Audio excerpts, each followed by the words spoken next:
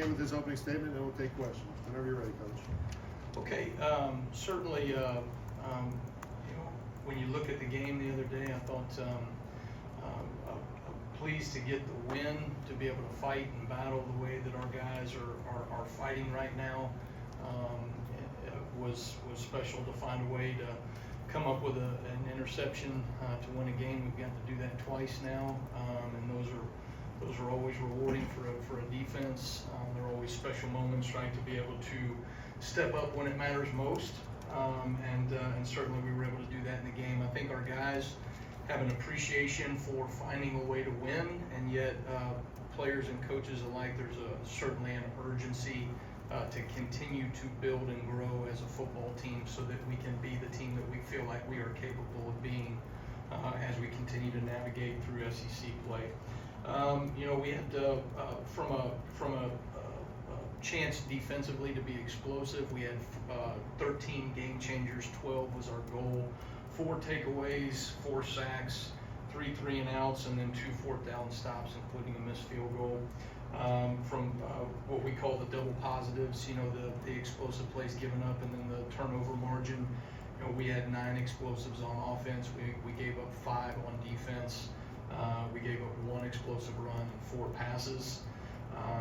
And then obviously we won the turnover margin by +2. So that really probably being the key to the game as much as anything from a defensive perspective is when you can take the ball away from somebody 4 different times, that's certainly going to make it hard to be able to navigate against. I thought as the game went on, they had some really good wrinkles, and I thought we adjusted pretty well to some of those things. They were doing some different run game out of 12 personnel that they had not shown. Some Dow Loggins, their offensive coordinator, has always done a tremendous job. Had some different wrinkles that they were doing. I thought we adjusted to that pretty well on the fly. Credit our defensive staff and our players for making those adjustments. And it gave us a chance to get off the field on 3rd down in the second half, but we did not do that nearly to the consistency that I think that we are capable of, or that we need to be in order to be a consistent defense. We started out the first half, we went 5-0 on 3rd down, got off the field, and then gave up a 4th and 9, which is just obviously an unacceptable play and an error on our part from a execution standpoint. And then we started off the second half going 0 for 5 on 3rd down, and then came back and went 3 for 5 in the last 5 3rd downs. And so that continues to be an area where we are not operating at an optimum level. If we want to be the defense that I think we are capable of being, we have to execute at a more consistent level on 3rd down. When you look at it, there certainly were some challenging things that USC presented for us, but particularly on 3rd down, it was a lack of execution on our part, not putting our eyes in the right place, doing our job at a consistent level. And so those are things that we've got to continue to do, and that's not just in pass coverage. Some of it was in pass rush. I do think we took some steps in the right direction from a pass rush standpoint, where we were able to generate pressure on the quarterback. I think that's part of why we were able to get takeaways in the game. We were able to get sacks in the game, but we're still not optimizing our ability to rush as a unit on a consistent basis, and then play coverage on a consistent basis on 3rd down, and particularly in 4th down. So those are certainly the areas that we've got to emphasize as we moving forward, as we navigate ourselves moving forward into playing Tennessee.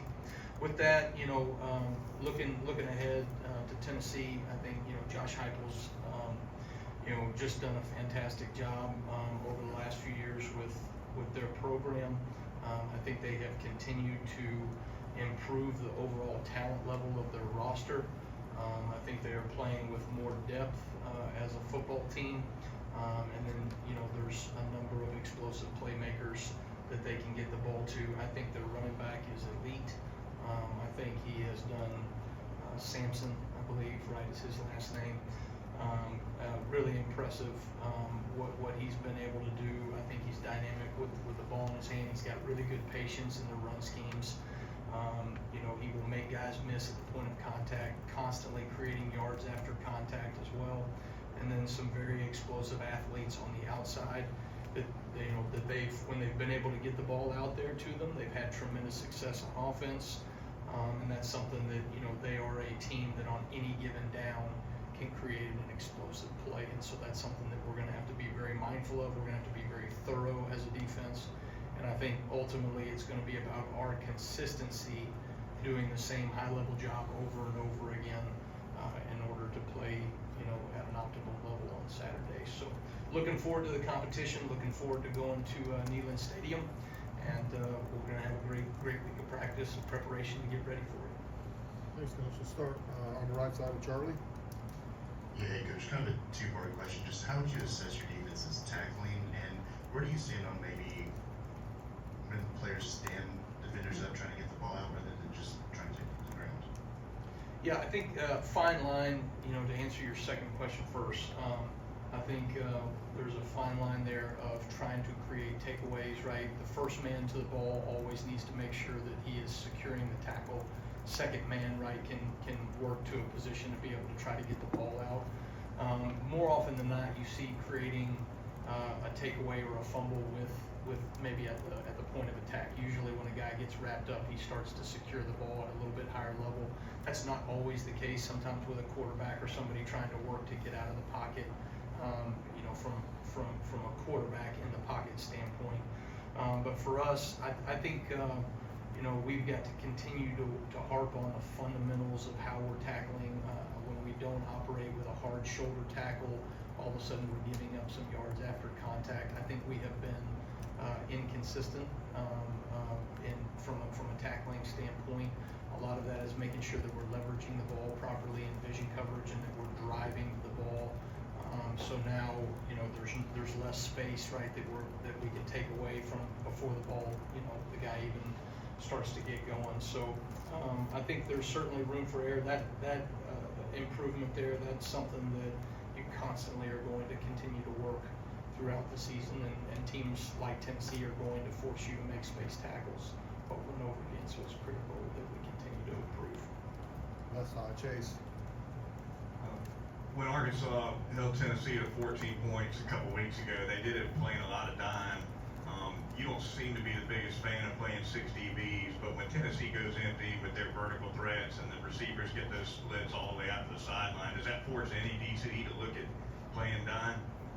Well, I think I think when you look at what this team is, this is a run football team. They are spreading you out with their receiver splits so that they can establish one-on-ones in the run game, and that they can basically say, they're going to separate the pass coverage from the box responsibility and who's leveraging those plays. So for us, based off of the different personnel groupings they have and based off the formations that they're going to come out in, we're going to have to be able to defend the lateral space and the vertical space on the outside, but also make sure that we're leveraging the box, because this is a run football team. They want to establish the run, and then they set that up to take shots downfield. So I think for us, you don't want to get too far away from home base, who you are and what you do.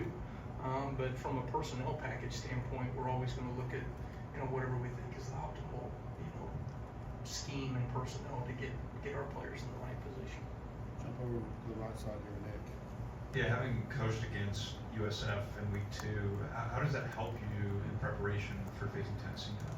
Well, I think, you look at a lot of the things that we have to do through the week of preparation. One of the hardest things to do when you're dealing with a team that has non-traditional formations and the wide splits, and they're going tempo as fast as you've seen from anybody you face, being able to manufacture that in practice every day is the hardest thing that we have to do. And so our scout teams have gotten reps at some of those things. We've looked at what worked well that week and what we needed to improve on, just in terms of the look that we had to give. And so that probably as much as anything is a help.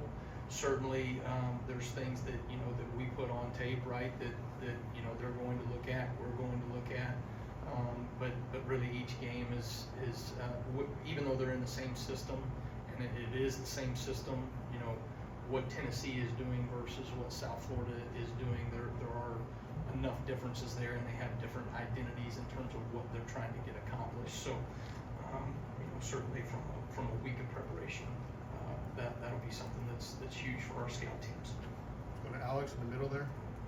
When you see the errors in execution, does it cause you to pull back on what you'd like to call as the play caller? And then just how do you think about the value of just simplicity versus throwing a bunch of wrinkles at the opponent? Yeah, no, that's ultimately the give and take that we're trying to look at every single week.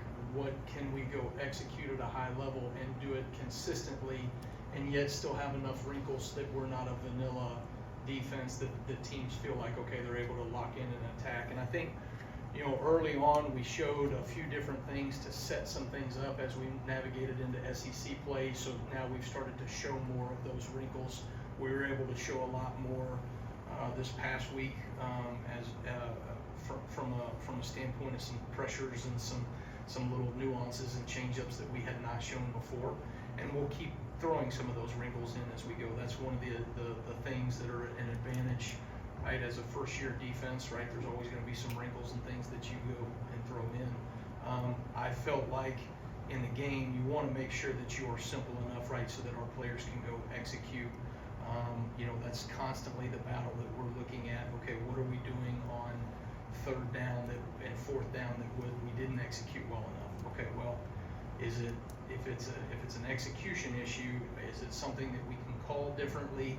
We limit some of the things that we're calling. We get really good at this, or we're going to manufacture some pressure through something else from a scheme perspective. So, I don't mean to be too vague, but I also don't want to give away the house there. But I think there's a fine line there of what we need to be able to do. Ultimately, it doesn't matter what we call. If we can't execute it to consistency, we're going to have a problem.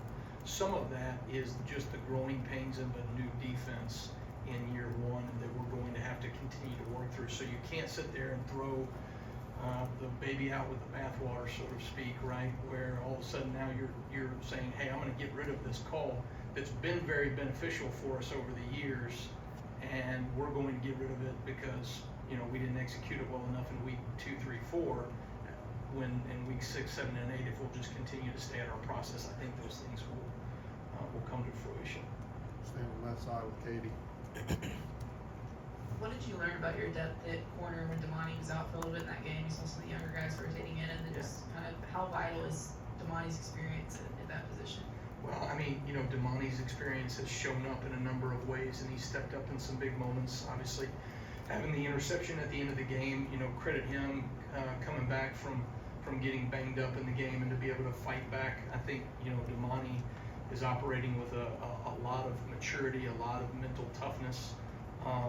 And then, he has really kind of helped set the tone for that room, along with Coach Lindquist is doing a tremendous job with those young players and building continuity in their technique and their fundamentals so that they can go out and execute to the highest level of their ability right on game day. And so, when a couple of guys go down and those guys have to be called upon, you're either ready or you're not, right? And so for those guys, I thought it was good for them to get in there, to get some meaningful quality reps. I think Jalen Mbakwe stepped up in some really big moments as well, and so encouraged to see some of that youth gain experience in meaningful SEC games.